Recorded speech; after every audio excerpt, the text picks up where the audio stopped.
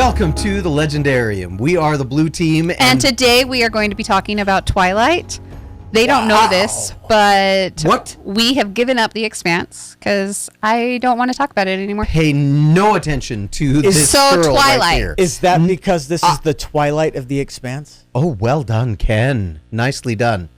I think it's because the elder gods I don't know how to actually take that. sparkle. Like, do you mean that this is the end as in the Twilight? Yeah. Or do you mean like this was so bad as in the Twilight? Wow.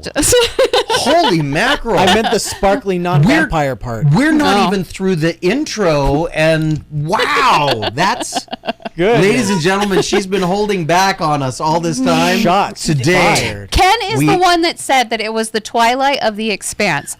I was just clarifying, knowing everyone's opinion about Twilight, whether he meant that this was the end of the Expanse, going by the true meaning of Twilight, or if he was meaning that no one likes the Twilight books, and so this is the Twilight of the Expanse. The piece that nobody likes? No one likes. I would have actually picked like books 4 through 9 is the Twilight.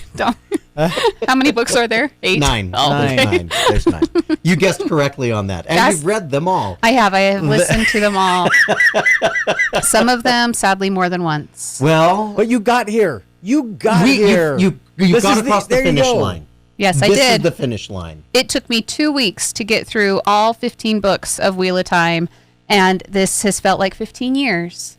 Trying to get through 9 books of The Expanse. I'm not looking it up, but I wonder when our first episode was. I think it's been 2 years. Not 9 years. Not quite 9 years. No, not quite 9, but a lot less than how many weeks?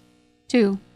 2 weeks. It took me 2 weeks to get through the Wheel of Time. What were you listening to it on? What speed? The time that because it took me 3.5 weeks the first time I listened to it, and that was on 2 point something.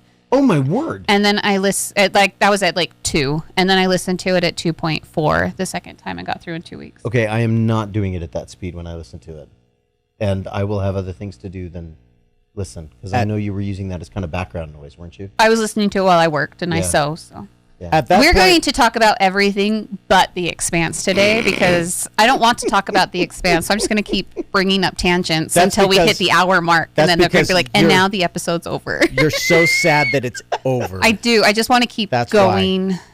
You want to keep it alive. And going. Yes. And going. Staying alive. Hey, you know who else is still alive? Detective Miller. Is he?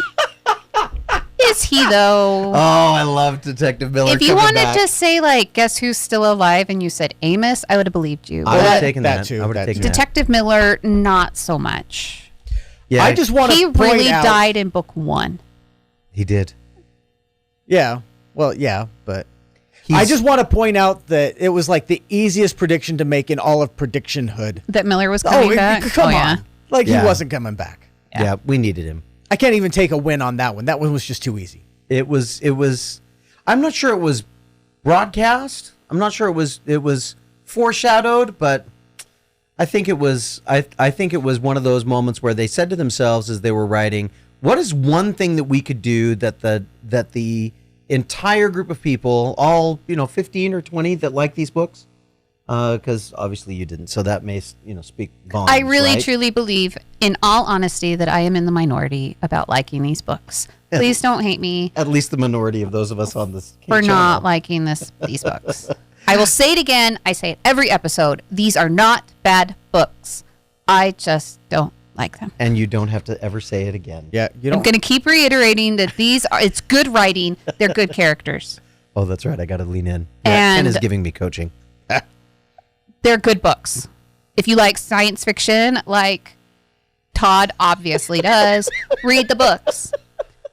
I just don't like science fiction. Non-localized, non-propagating events. I think the best part of all of this is that me and Todd have been sitting next to each other for all of these episodes. So you get my weird face of what in the crap are we talking about, and Todd's giddy crazy face of being utterly excited about something. I love it. I do. And you get to see it both at the same time. You don't have to keep passing back and forth Talk about two sides of a coin. Yeah, we're just gonna sit here. And Yeah, fun stuff. Well, we obviously we've already gone through the time that we normally spend talking about housekeeping. If you're here, you already know about housekeeping. Ken, Yeah. do you have a recap? I pretty for much us? just gave it. I think Miller came back. What else is there to say? And Holden becomes the new Julie Mao. It all comes back around. And how many callbacks did we have? I lost count. I couldn't count that high. I love that Ken said that he really didn't have a recap, and now he's like, and. Yeah. It's always funny when he says, "I have no recap." What that And means is, then we I have have a no recap. organized recap. I have so many things to say. Yeah, pretty much that. And how about all of humanity going, oh, I guess it was a good idea to team up in the first place to take on this super demon proto-molecule eater thing, and now here we are, because they're all teamed up going, this is what we should have done books ago. I'm pretty sure they said books, too, because why not? So Should have been. yeah. Sure. Because Duarte's got himself an army of like-minded, controlled, Of mindless automatons. he thinks this is a good idea because that's the way to keep the monsters at bay. And he probably is right, but also that whole, free will thing that plagues the pesky humans. thing. Human know. tends to like their Yeah. free will and agency, so Yeah. So here we Something are. about that. I know. Yeah, kind of weird. And in the end, the way to protect humanity is the way it has always been: destroy the rings, close the door on the aliens, and put Jim Holden in place as the keeper at the door at the gate. Come on, it was coming. He was going a to bunch of murder primates, not- and look what we do with it. I don't really even feel like he's the keeper of the gates. He's just like, because they destroyed it all. Yeah. They're the gate. There's no keeper of the gates because the gates aren't there anymore. Yep. He is Like, gone. It is As gone far as we know. until they decide 10 years from now to write another one. Yep. And And you'll be 13 on board, right? Yeah, I'm going to be here reading that book about Jim and when he visits Amos million years in the future. That's right. That's right. And 1,298 independent systems are now all on their own because we had to close the doors.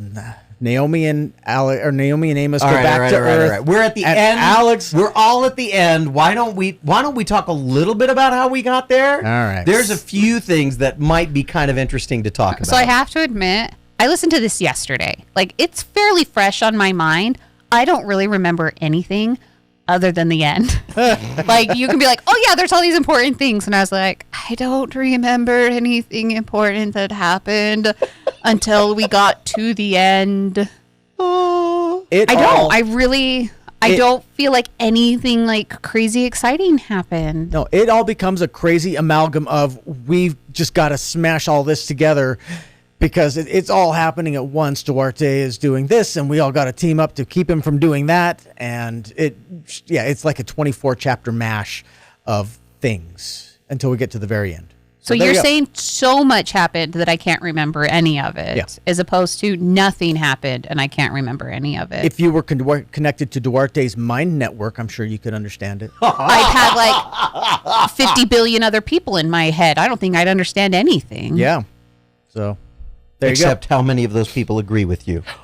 Okay. and how many don't. Let's start with this, talking about agreeing and stuff like that. We don't. Remember how we talked about how unhinged Tanaka was? And now we get to see her with like 11 billion voices in her head, and we get to see just how kind of unhinged she is. There's a difference between Tanaka trying to control everything about her secrecy life and Tanaka saying, fine, my secrets are out in the open. I'm going to take it out on everybody I can find.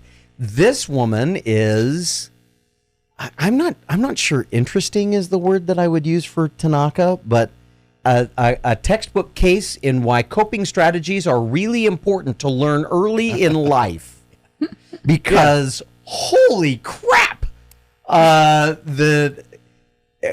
me the whole having other people in the head and saying, oh, I'm remembering Button, whatever his name was, tasting some whiskey. I hope he wasn't in my head thinking about the things that I was thinking about. Right. And then the next thing we know, she's like, I need to have my face reconstructed. So she's getting her face reconstructed. She's listening to the other guy.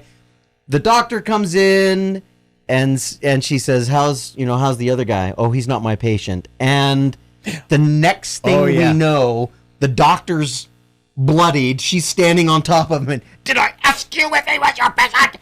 I'm like, I know people like this. I have to admit, for the longest time, until like because the doctor was like, "Who are you talking about?" And I was like, "Oh, she's imagining people now." That's what I thought too. Is what I thought is that she'd been talking to this exactly, other patient that wasn't actually there, and then the doctor was like, "Oh, he's not my patient." I was like, "Okay, so he does exist. She's not that crazy.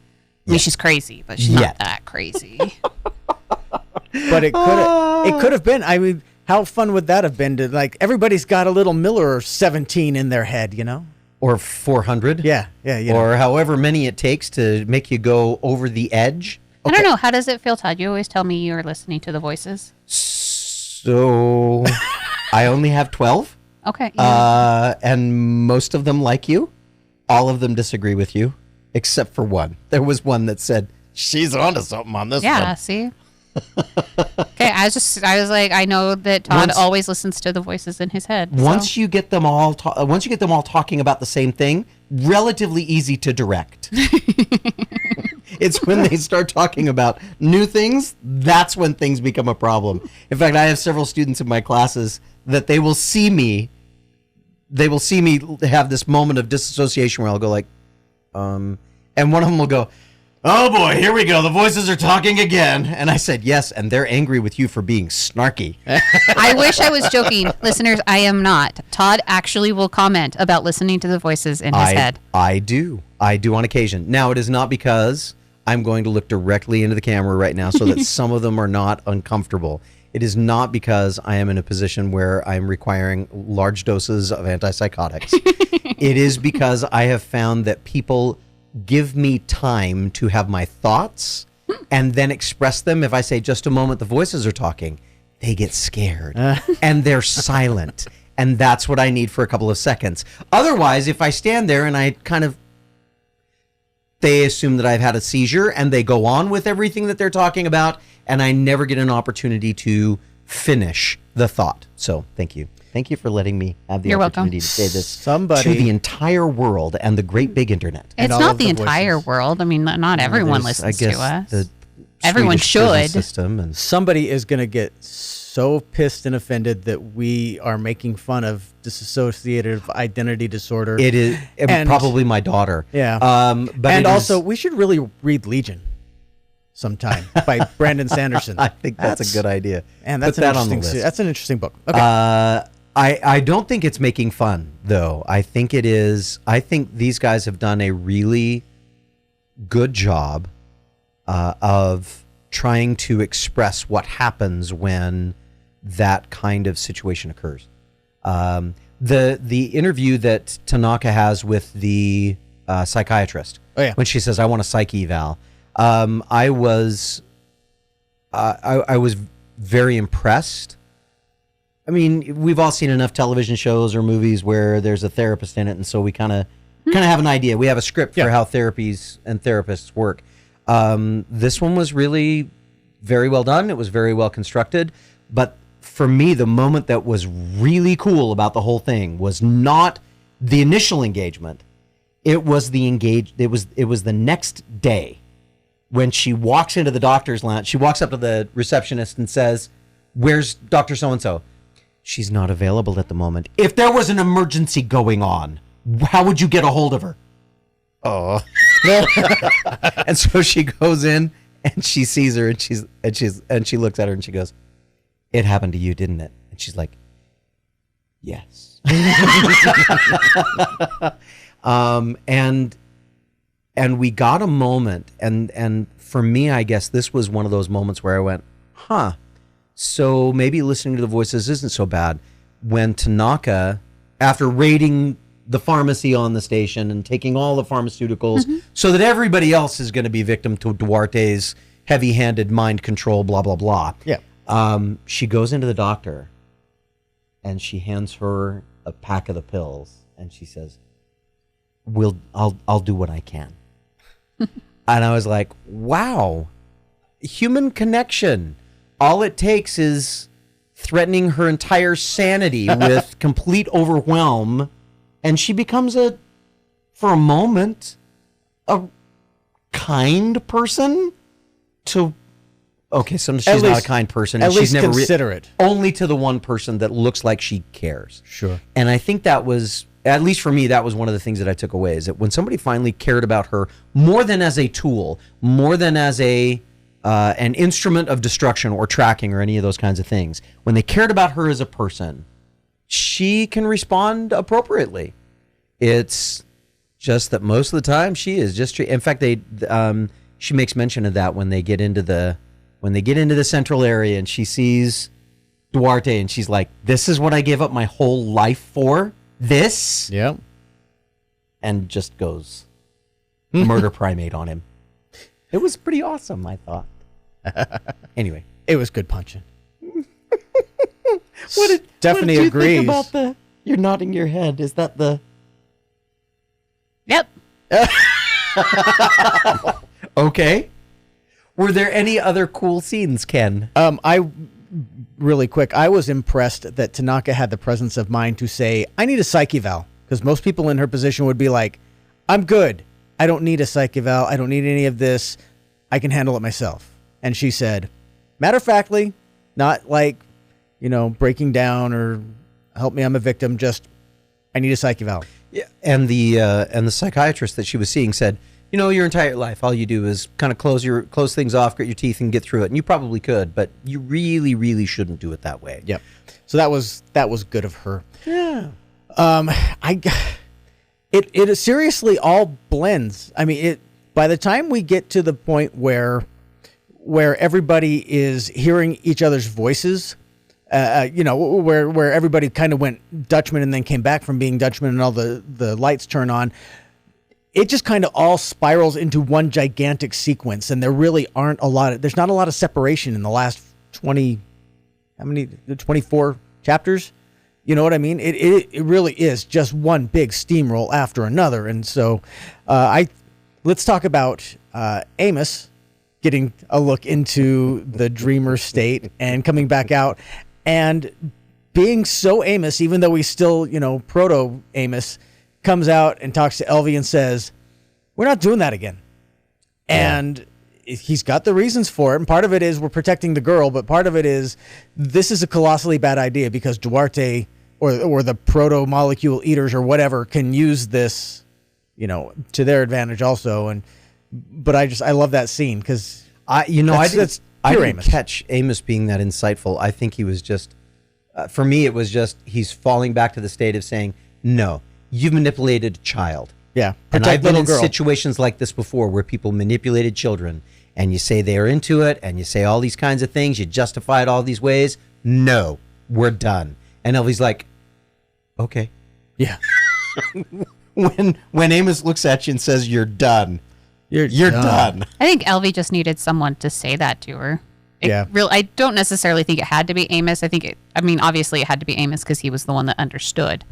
But I think if anyone came up to her and said, no, we're over, and matter-of-factly just stated it. Yeah. Not questioned her or gave her any leeway about it, just said, no, I don't think she's far enough off the rails. She's a good person. She saw the potential in what she was doing, and it just took someone else to say, no. Say we're done with We're this. done. This is over. This is not helpful. We're past where... Yeah, Fayez has that moment where they have the conversation. Uh-huh. But he kind of buys into it. Yeah. Oh, yeah, we're protecting all of human life, so I guess it's okay. And he's uncomfortable with it. And he has the conversation with Holden, too, where he says, hey, we've gone so far beyond ethics and all that other kind of stuff. They would absolutely lock us away forever. Mm-hmm. But at least it's us. Yeah. And not, what's his bucket, Ochida or whatever. Oh yeah, Ochida, yeah, Ochida, or any of the other Laconian, what is it that Jim calls him? Oh, Duarte found a way to make jackbooted totalitarianism sound quaint and and a good idea. and Cortasa. Thank you, Brain, for finally finding that name. Yeah, we get a view of them where it's like, how much does the ends justify the means? And they go through this over and over again, and Laconia seems to be built on the idea that the ends justifies the means. And Amos comes in and says, no, it doesn't. Not ever. And it took almost 9 books, but we finally get a scene where Amos is truly scared and truly in pain and truly, getting, I don't want to say getting his, because he doesn't necessarily deserve it, but he finally has come across something that causes him real suffering and pain and torment. Yeah, when he does that dive into the machine. Yeah. To try and find Duarte, not into the, and it was interesting the difference that they had between the two. The dive into the library where all the information is okay, that was interesting, but whatever. But the dive into the machine and trying to fight that, nope, we're going to push back. What an interesting contrast. That the way that the two structures were designed could have a different kind of an impact when you do those kinds of things. I thought that was nice writing, and because we're all kind of expecting, this is going to be a nice little thing. He's going to get in. It's like computer hacking, but with a brain, and yet no. Yeah. No. Well, maybe it is. Maybe that is what happens when firewalls go up and people's data gets corrupted. I don't know, but Tron would be able to tell us. I love Tron. Tron's a good show. But anyway, enough of a tangent for you. No. Okay. I have to do better. Yep. Can we talk more about Tron? No, let's not. Maybe later. At the after party. I wish there were more sequels of Tron. How about that? Stephanie, I'm stalling for you. That's all I'm doing. I liked Tron. Hey, there you go. Any other scenes that you guys or portions of the books, setups from the book that you said, okay, I'm glad I was there for the... I'm looking at you because I'm wondering if there's any. I'm sitting here and I am trying to think of anything that stands out to me. And it's not like I read this last week and I've done a lot of stuff. I read this yesterday and I cannot think of anything. I had a moment where I was wondering after, because Jim takes over Duarte's place as kind of like the mind. Yeah, the controlling mind of the station and stuff. And I was like trying to decide if I cared that he died or if it was like a warranted, not that I don't care about Holden. That's not how I meant that. It was more like you've just sat here and you've read 9 books with him as a central character. As a reader, usually you get attached to your characters that way. And I'm sitting here going, okay, there are when Bobby died, I felt like that was a deserved, earned death for her. It was well written. She went out fighting. I felt good about that. So I was sitting here trying to debate, okay, did the way things end with Holden, did I feel like it was justifiable, a good thing, a good way to end his character, a good way to end the story? And the more I got thinking about it, I was like, wonder if Tanaka had taken his place instead. Oh, can you imagine? But then I got thinking, I was like, because that would have been better, the initial thought of this happening, I was like, that would have made me happier. And then Jim could have escaped with Teresa and things would have been grand and he could have had his fancy ending with Naomi, because I'm all about the happy ending. And then I sat there more and I'm like, oh, wait a minute. Going off of what you were just saying about what happens when the wrong person gets in control, I was like, that would have ended really badly. Can you imagine all of the different people that would all kill James Holden I was like, at the same time? Holden at least understood what needed to happen, what had happened to the protomolecule builders in the first place, and leaving the station there, leaving the rings there, and what that allowed the killers to come back into the world. Yeah. He understood that it all needed to be destroyed. Yeah. And I'm sitting here going, I don't think Tanaka would have had that mindset, that peace of mind kind of thing where that was the decision she would have made. So really my brain eventually got to the point where, okay, I'm still not really content with how it ended. Yeah. I think it's kind of, I don't know. I thought it was kind of stupid, but again, I'm a happy ending kind of person. And so for him to die and Naomi, after everything that they have gone through, it just annoyed me. So it ended and I was like, okay, I can see where the writers got here. Like, I see how I got here, like, with this ending, but I don't really love it. I don't feel great finishing the book. It wasn't kind of like, oh, that was I mean, I've had those TV shows that you've just spent, like, 15 seasons watching, and then they screw it up on the very last episode, and you're like, what the? I don't know if I feel that strongly about this, but at it's least not in the area of, oh, that was nice. It's not something I would, because I have series that I watch the entire thing. I'm going to go off some weird tangents. Just, I don't know if this is going to explain any of it. Big Supernatural fan. I watched all seasons of Supernatural, got to the very final episode where you actually find out what happened to Dean and Sam. It is the lamest, stupidest, most upsetting ending to a 15 series show I have ever watched. And I have never been able to watch the series again because I know that that's the end I'm going to get to.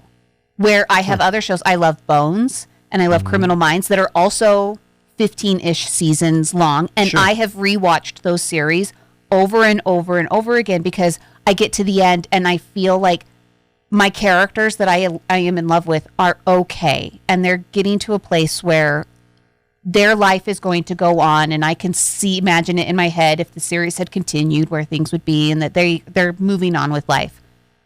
And so I can rewatch those. I feel this way, not that I have a strong desire to read these books again for multiple reasons, but when you have this many books and you are delving into these characters and falling in love with these characters, and I can say this, like any book series that has especially multitudes of books that you invest a lot of time into. Yeah. For me, I got to the end of this and went, oh, this is this is where you've decided to end this.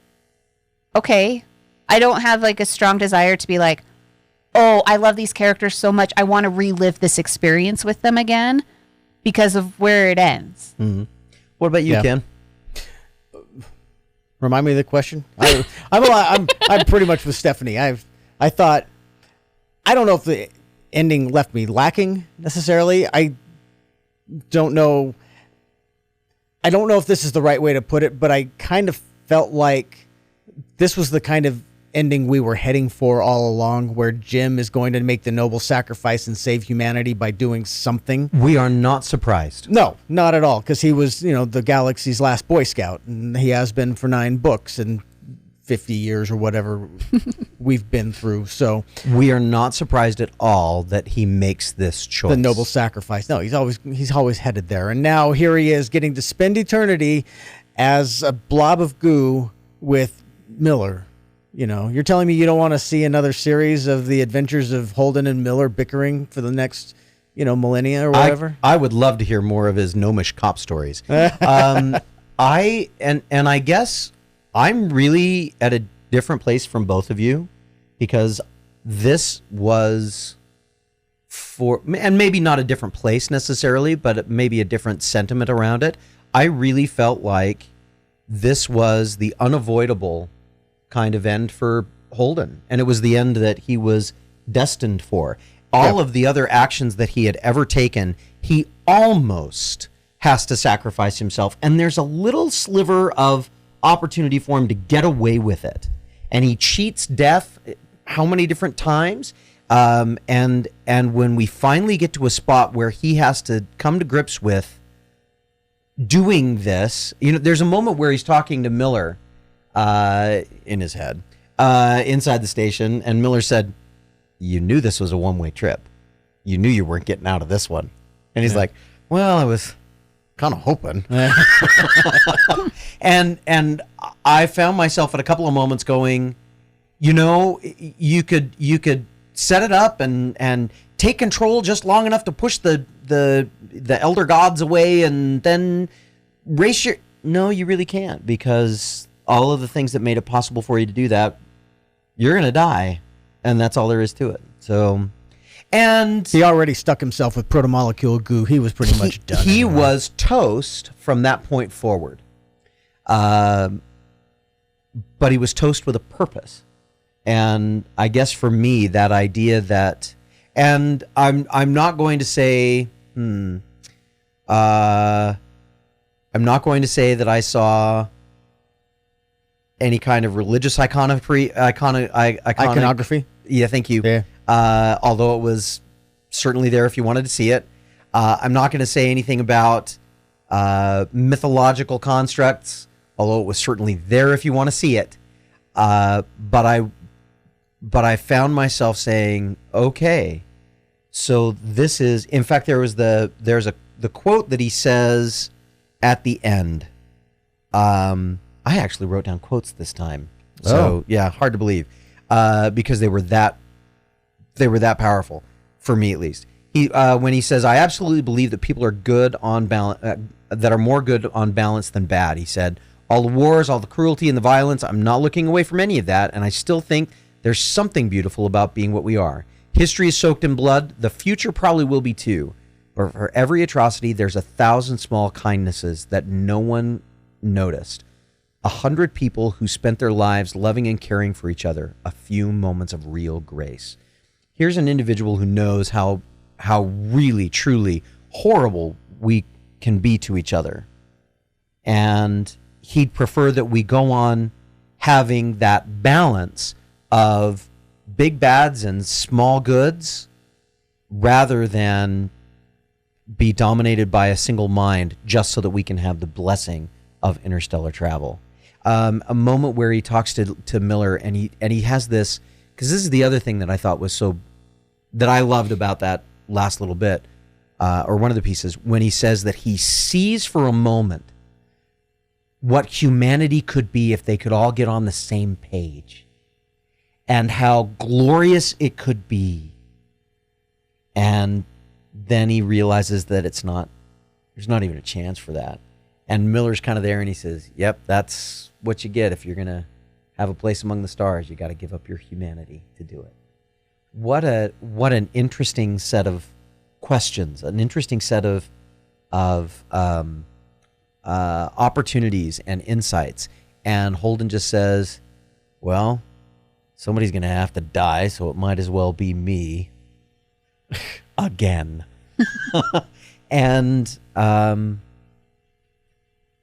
I was left feeling very not comforted, not satisfied, but very much at peace with it.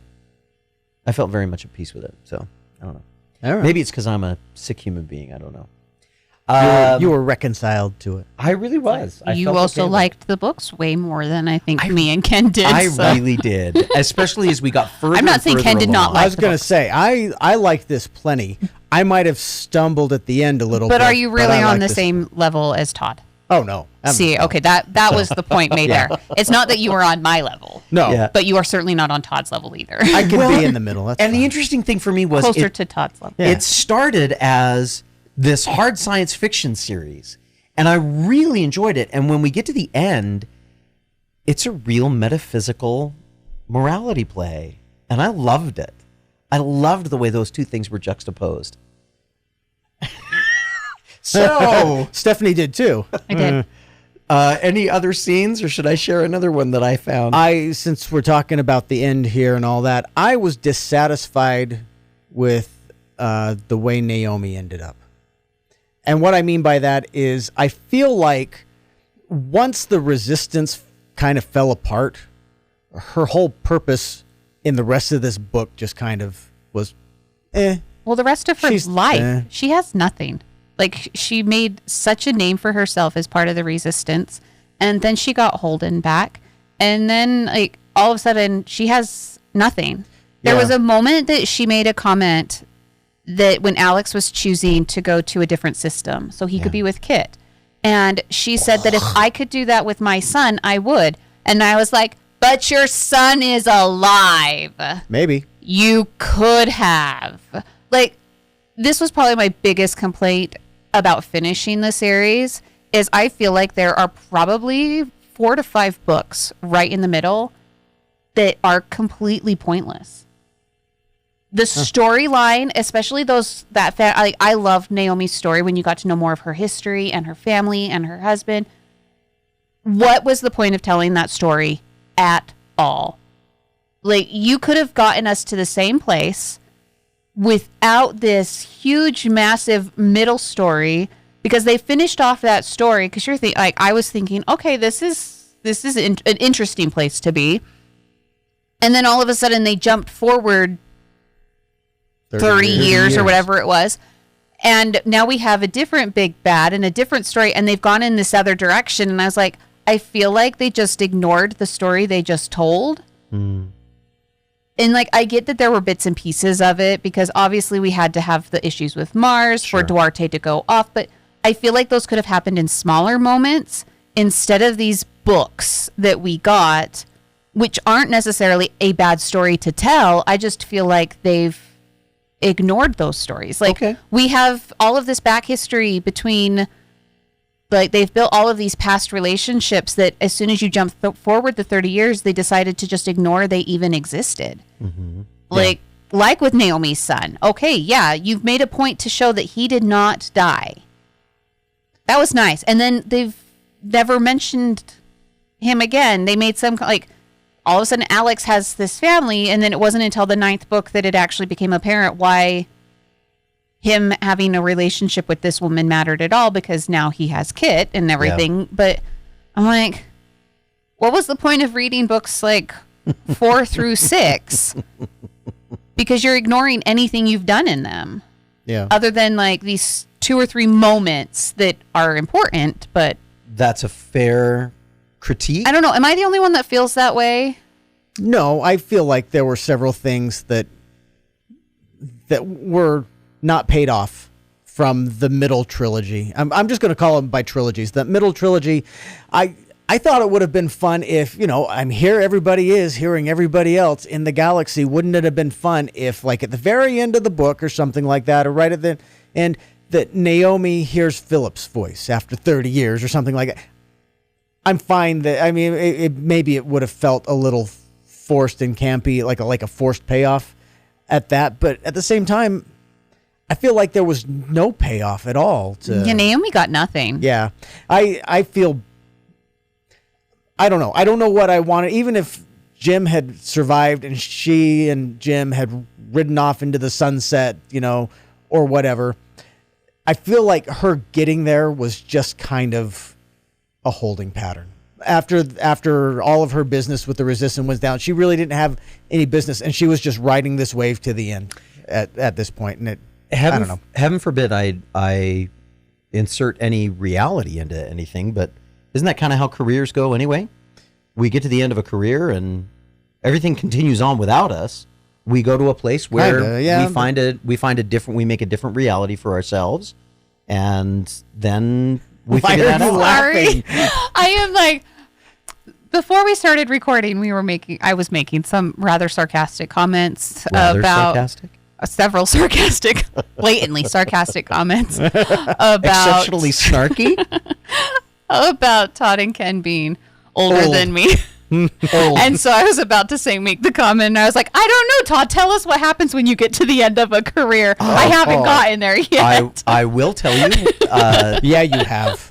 I will tell you some things about that, and you probably won't be thrilled with some of them. Sorry, that's just me being snarky and sarcastic. Well, but and playing off an earlier moment that our listeners were not privy to at the moment. Oh, I wish they were, though. That was funny. But I think also, I guess, depending on your willingness to suspend disbelief, I have every confidence that Naomi would find things to do and find purpose and meaning in life, because I've watched others go through that process and handle it just fine. You transition from something into something else, and it's okay. So I guess I didn't see the same level of. But this isn't reality. It's a book. Sure. And when I end something, especially Naomi's probably one of my favorite characters through this entire series, I want more comfort in knowing that she has a path, that she has somewhere that she's going. I mean, it's not that necessarily that she can't change and do something else. It's just they gave us no hint as to what that even looks like for her without Jim and everything. Like, and she's such a strong female character. It's one of those things, like, like with Amos, even he has this moment where, because he asks about Therese or something. And we're like, okay, we're not leaving without Therese. He's like, that's all I needed to know. And so you get moments and glimpses of what his future is going to look like. Did I know he was going to live forever? Not really. But when you got to the epilogue and he's there, I'm like, okay, well, I'm not surprised by it. But you got enough glimpses to know Amos isn't changing. He's Amos, and he's going to stay Amos. Naomi has had such this huge arc of changing through the series that I need to know what her new path, where that begins. Sure. So I know as a reader that this character is moving forward with her life. She's going to do something good. She's going to do anything really. She's going to do something. And I just never got that payoff with her. I think one of the novellas talks about that. That's nice. You guys let me know how that goes, and then I'll feel better about Naomi. I don't know. I'm that type. I get connected to characters, and I want to know that they're going to be okay. And I don't feel like I have any inclination that Naomi is going to be okay. Do I think she's going to be okay? Yeah, probably. Like, that's just the way that they've developed her character, but I don't know it. And I want just some inkling of that she had something to go home to, that she was going to Seoul for a purpose, that she had something. Yeah. Anyway, I've like killed this. She went to build New Belter Society. That's probably what she did. She's not going to Earth. Did she she's not really? Going to Mars. Because Amos made it sound like the Belters kind of disappeared, because that's a dead language that's been gone for thousands of years. Yep. Like that we learned from the linguist. I gotta don't know. Read that again. By the time I finally figured out what was going on, it was over. I'm like, oh, I need to figure that out again. I need to reread the epilogue, I think. So when Naomi, I loved. I recognize that we're unsatisfied, or we are. We you are can non-unanimous. say I recognize that you are unsatisfied. Me, not you. Me, that I am. You can recognize that. That's okay. Okay, I'll say that. I'm not sure. I'm not sure. I thought about whether I was satisfied. Okay, it's like you don't have to classify all of us together. It's fine. But I did love her quote at the end when Amos said, "Are you okay?" Or he says, "How you doing?" And she said, she knew he was asking one question, but she didn't want to answer that one. So instead, she answered the other question, which was, and her answer was, "I think we got lucky. I think we were one little system in a vast, unreachable universe that was always on the edge of destroying itself, and now we have 1,300 chances to figure out how to live with each other, how to be gentle with each other, how to get it right. It's better odds than we had." And that was one of those moments that made me sit there and say, that's probably the first thing that should be read at every meeting of the United Nations to help them understand that we have one chance. And we are painfully close to screwing it up all the time. Okay, Eminem. Yeah, well, that's what did you just? I said, okay, Eminem, because one shot, do not miss your chance. Yeah, that's kind of the deal. I did have a quote from Tanaka. I was going to start quoting Hamilton, the musical. We could do that too. One of Tanaka's quotes, I didn't have a lot of quotes anyway. When Tanaka said, it was in her thoughts, portraits of great war leaders or critical battles that looked flattering, well composed and balanced, always felt like propaganda. Tanaka had spent a lot of time in the halls of power. She'd seen many paintings of great men in uniform staring eagle-eyed into the distance where their future glory lay. She'd seen very few paintings of soldiers with only a ragged tent and a dying fire to hold back the cold nights before some stranger tried to bayonet them in the morning. And that was, of course, during the period of time that she had a connection with the rest of humanity. I think if she had not had that connection with the rest of humanity, it probably would have been a very different kind of a quote. But I appreciated that, and I felt that spoke very much in tandem with this idea of we got a chance to get it right. What year would you say this took place in? I think it's supposed to be like 2365. I thought it was closer to like 22. All right. So 100 years difference. Yeah. But From where we are now. Yeah, about 150 or 200 years from now. From our future, in our future. In our future. Because I just thought it was interesting how much they used, and it's through all of the books that they use very classical references. Yes. To even where we are currently. When they talk about paintings that they've watched or poems that they've read and things, she just used the term bayonet. Who uses a bayonet anymore?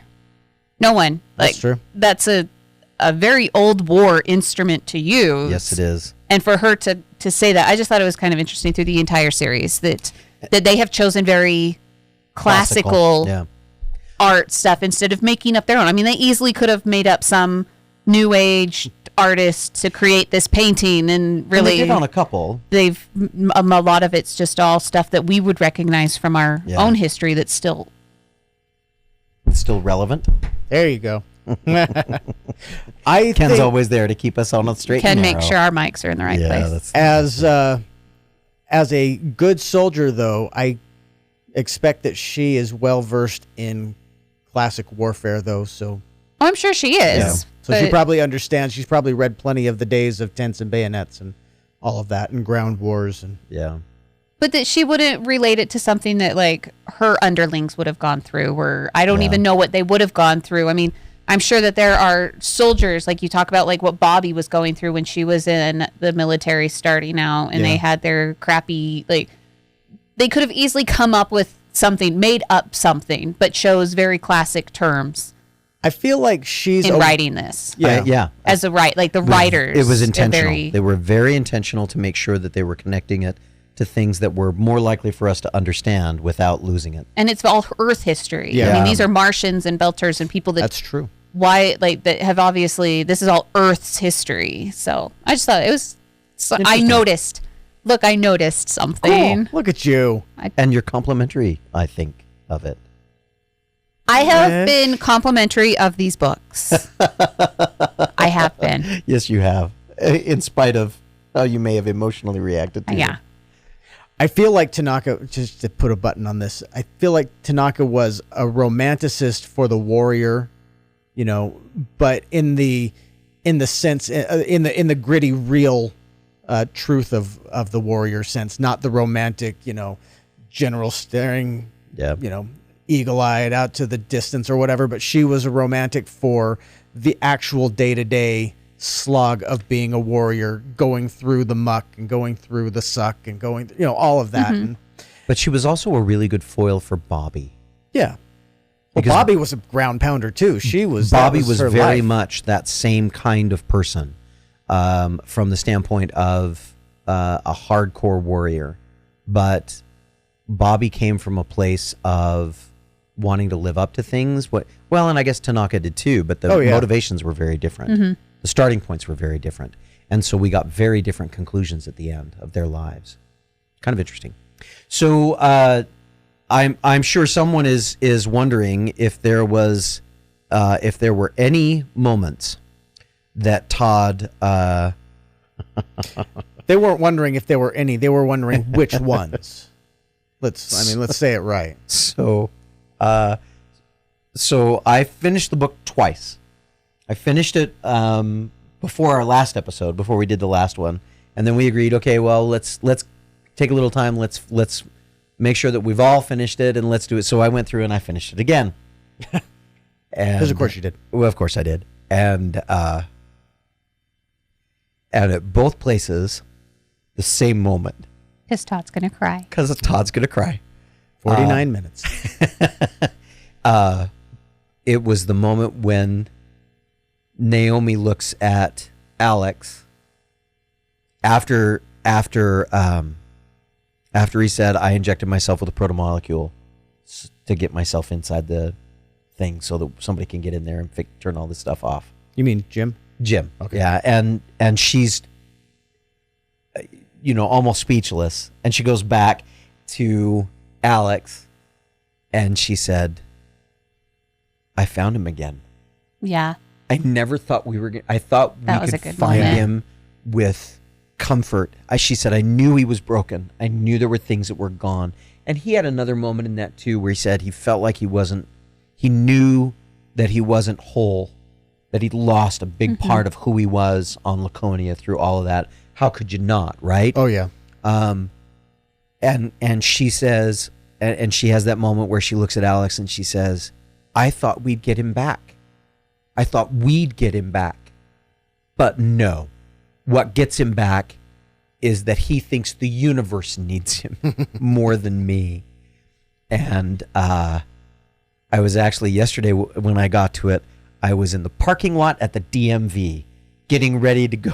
That would make anyone cry. Getting ready to go have my picture taken for my new driver's license. And I had to sit in the car for an extra 3 minutes because I was like, I can't go in like this. It can't be bad. So now we all know what Todd's driver's license picture looks like. Oh, it's awful. It's really awful. I don't think my eyes were puffy, but that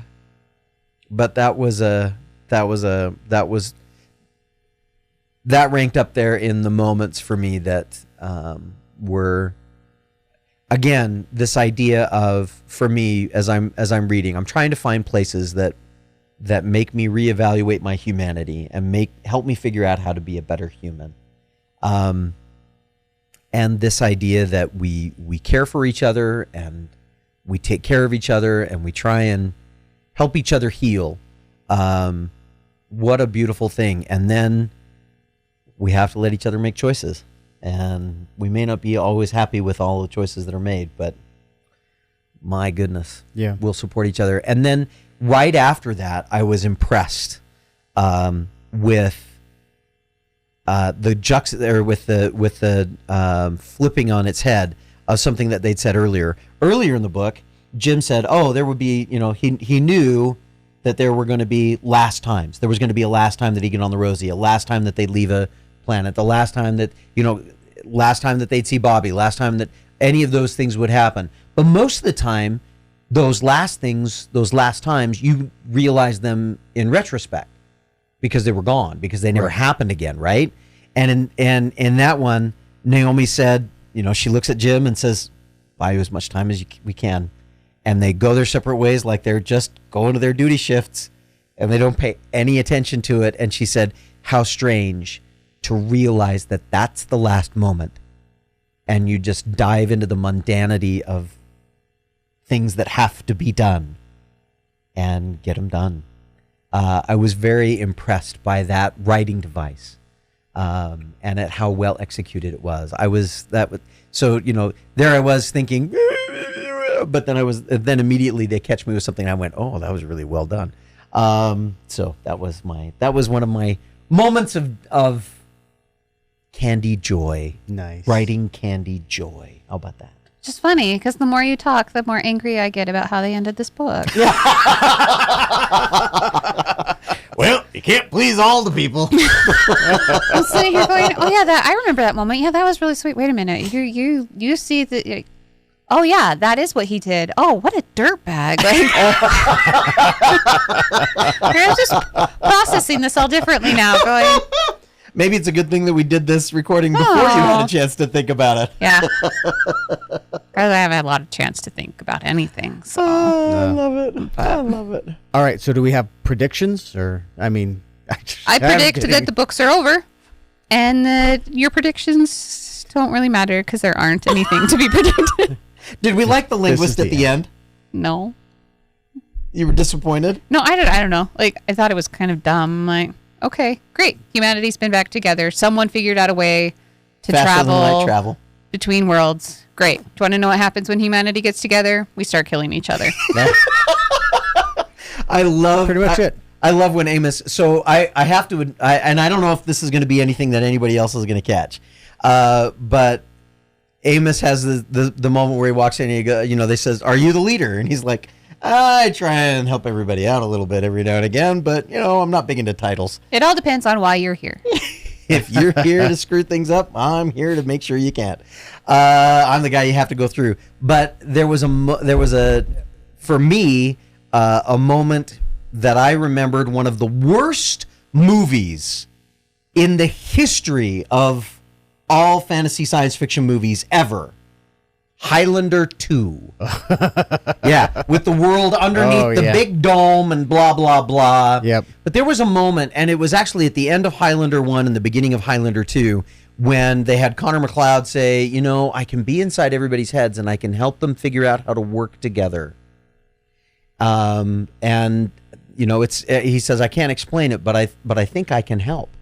And I had that moment where I was thinking, Amos is the one that's helping everybody figure out how to work together. That would be something I would want to see. And I was thinking, yeah, it probably is as bad as Highlander 2. Hey, they made it that far, so at least there's that.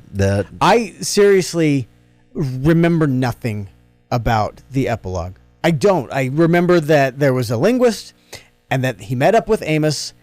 That's it. I don't remember and then where Amos they says, were. let's go have some beers. That's okay. That's really all that happened. And that's pretty much it. You didn't miss much. I don't even know, you know.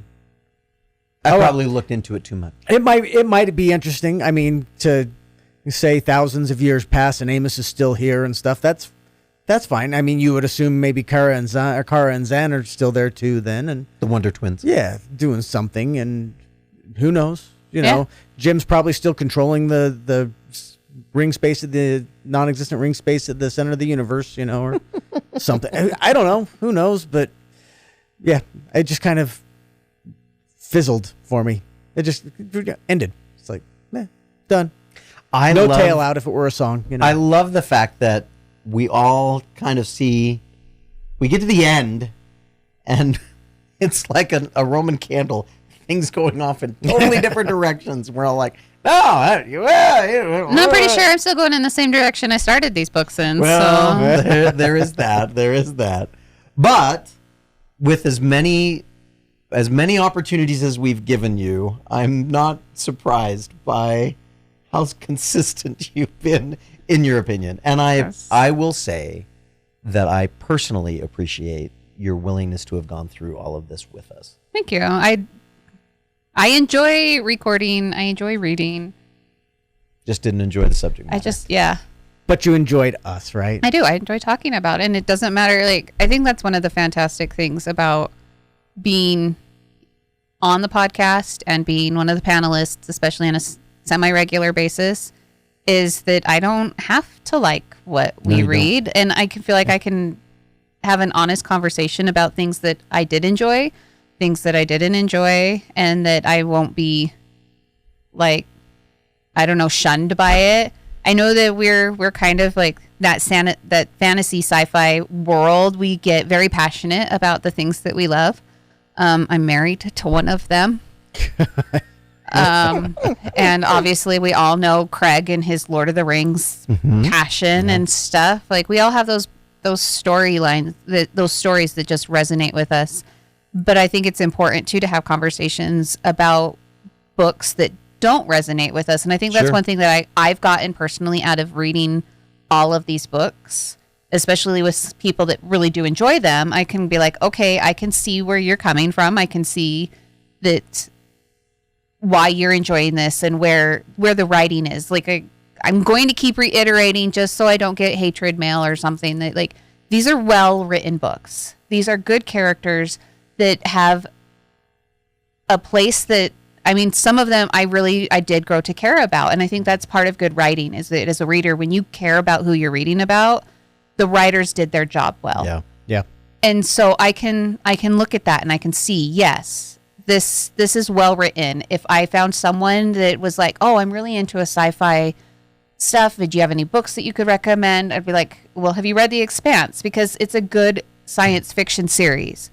I do not like science fiction. And that is what this book series has really taught me, is that I just don't really like science fiction, which is fine. And that's good. And I can still have open conversations. So I appreciate being a part of this. I know I've been given a lot of crap about it. I've complained and rolled my eyes a lot through the series, but it's been fun and it's been enjoyable as an overall experience. And I think you mentioned something that I'm sure a lot of our listeners relate to, because we've seen it in some of the threads on Discord on a number of occasions, that there are some people that that feel like we miss huge opportunities with great stuff that they're passionate about, and we're like, yeah, well, for us it didn't work. Well, and Glad I think it did for you. It's different. I think the nice thing about this particular series that we've read is it does not resonate with me. Mm-hmm. And we can talk about it, but it obviously definitely, Todd, resonates with you. Oh, yeah. Where some of our series that we've read, it doesn't resonate with any of us as readers. And so we discuss it and kind of give it a bad light, where we have listeners that are like, but I love this book. And it definitely resonates with some of our listeners. And so that's what I've enjoyed about this, is that our listeners can still get a positive side. Sure. The ones that really enjoy this series and love this book as much as you do, Todd, they can hear the excitement from you, but it doesn't. I also have a nice opportunity because I can still say what I feel without feeling like I'm insulting them. Yeah. Yeah. Because they're passionate about it, and I'm not. And there will probably be things, I can't think of any off the top of my head right now, but there will probably be other things that we will read at some point in time that you'll say, oh, wow, this was just the most enjoyable thing that I've ever read. And there's a possibility that one of the rest of us will say, yeah, okay, it didn't hit me. Well, and I know that we have listeners out there, and I don't know, maybe it's just because we're in that unique situation.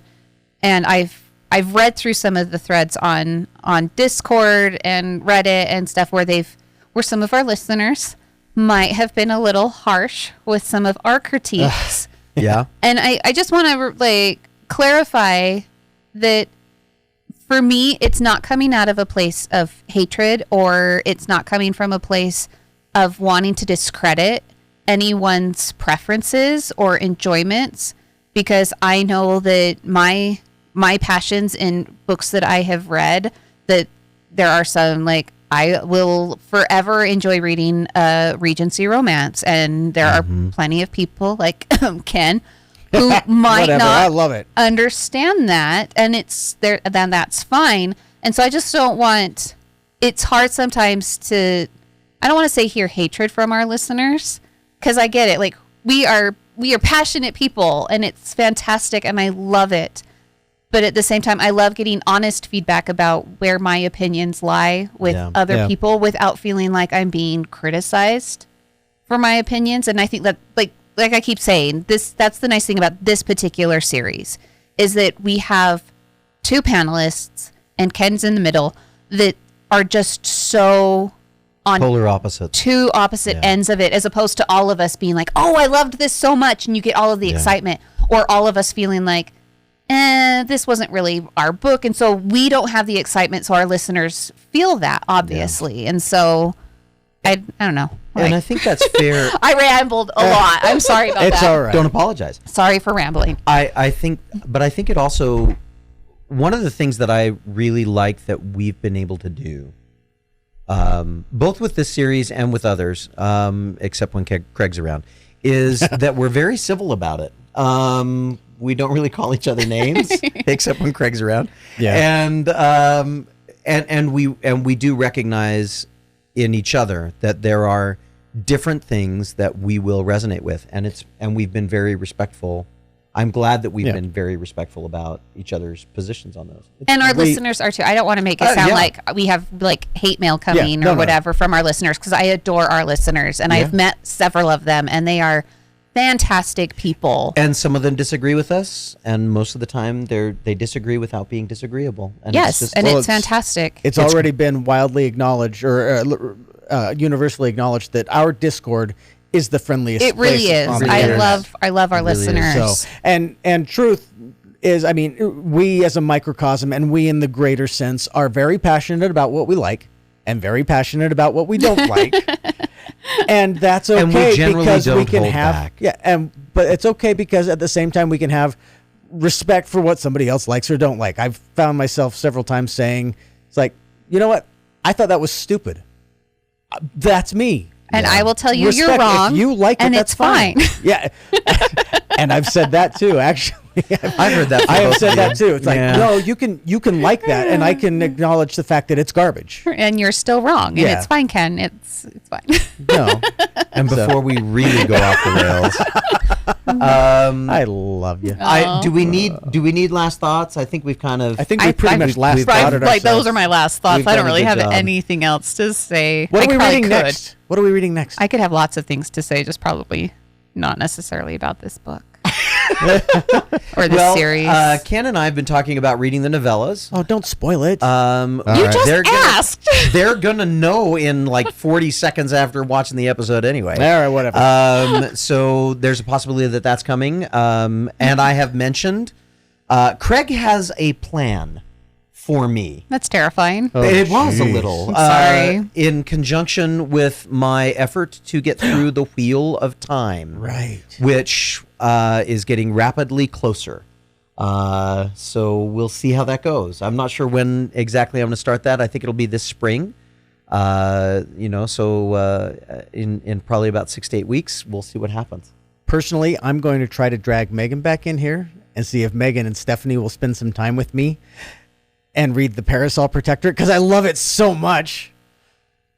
Wow. Stephanie? Like, if you, there is such a difference. If you heard what he said and you're listening to our podcast, it really does sound like Ken is really excited about this book series. However, if you're watching us on YouTube, where you can actually see Ken's face, his face tells a different story. I feel like my You voice might- told the story. You though. might No, you wonder- actually sounded really excited to read the Protectorate, the You know what? Parasol Protectorate series. I'm going to be honest. I read the first book and I didn't hate it.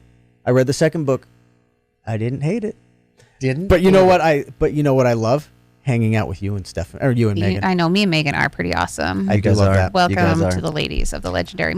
We'll make that happen because it was a good conversation, and we need to re-record that episode after we had some technical difficulties Yeah. and couldn't air it. Cool So, stuff. Let's make So, that happen. We're going to make that happen, and then Todd's going to be on his own lone journey Through the Wheel through of Time. the Wheel of Time. Like the Yeah. warrior monk, What? like Todd Mandragoran. That's actually really good. Yeah. I'm frightened. Just a little. No, that was a really good. Anyway, Well, should we call it good? Oh, it's good. I mean, I could keep talking. Anyone want to hear? Others might not call it good, but we can call it. I think we've Stephanie called can it good. keep talking. 'Cause Stephanie? Stephanie's been in a hole in the wall for the Stephanie. last week. You're awesome. Thank you. Stop talking.